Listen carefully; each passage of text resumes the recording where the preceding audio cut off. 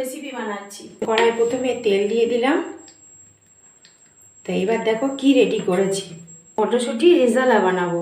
এখানে পেঁয়াজ ঘষা আছে, একটা একটু কুচি করে দিয়েছি, জিরে গুঁড়ো, ধনে গুঁড়ো, লঙ্কা গুঁড়ো, রসুন পেস্ট করা, আর পেঁয়াজ কুচি আর আদা বাটাটা আমি নিয়ে নিচ্ছি আদা বাটাটা। দিলাম বন্ধুরা।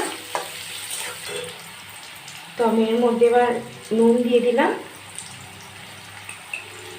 আর একটু আমি মিষ্টি দিয়ে দেবো, তবে পেঁয়াজটা একটু বাদামি কালার হয়ে যাবে। মশলাগুলো দিয়ে দেবো এক এক করে। দিয়ে দেবো রসুন বাটা। তো মটরশুঁটিগুলো আমি দিয়ে দিলাম। বন্ধুরা, এটা তোমরা কেউ করোনি, এটা নতুন একটা রেসিপি, মটরশুঁটি রেজালা।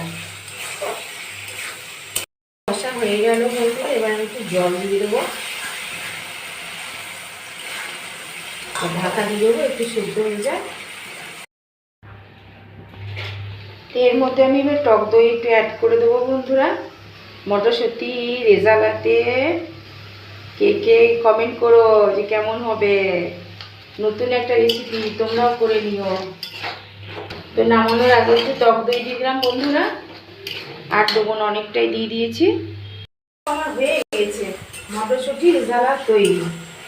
দেখো রেজালা আমার রেডি বন্ধুরা।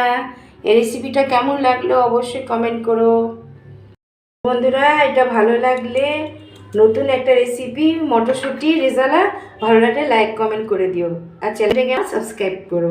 Bye bye, tata.